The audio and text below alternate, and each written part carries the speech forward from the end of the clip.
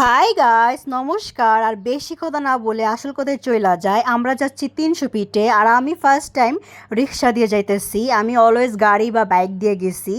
তো অনেকেই জানে না কিভাবে রিক্সা দিয়ে অটো দিয়ে যাইতে হয়। তো আমিও যেহেতু ফার্স্ট টাইম যাইতেছি, ভাবলাম ওদের জন্য ভিডিওটা বানাই।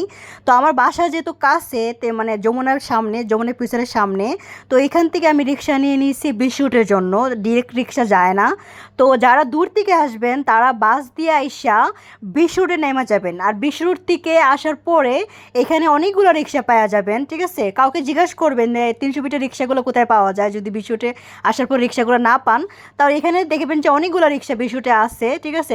ডাকতেছে নীলা মার্কেট, নীলা মার্কেট, নীলা মার্কেট। তো আপনারা রিক্সা অটো নিয়ে নেবেন। তো অটো জনপ্রতি নিয়েছে আমাদের 40 টাকা। অনেক বার্গেনিং করা লাগবে, দামাদামি করা লাগবে। দামাদামি কিন্তু অবশ্যই করা লাগবে। রিজার্ভেও যাইতে পারেন 200 টাকা, 150 টাকা।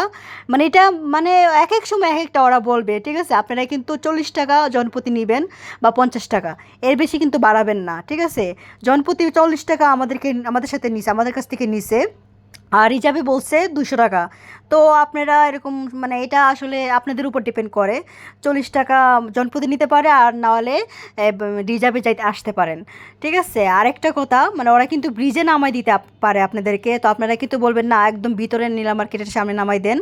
আর যেহেতু এখানে জায়গাটা ফেমাস হাঁসের জন্য, তো হাঁস পাবেন অনেক, চুলার চাটা অনেক কিছু পাবেন। হাঁস চাপটি, ভর্তা, তারপরে রাইডস, অনেক ধরনের রাইডস আছে বড়দের ছোটোতে।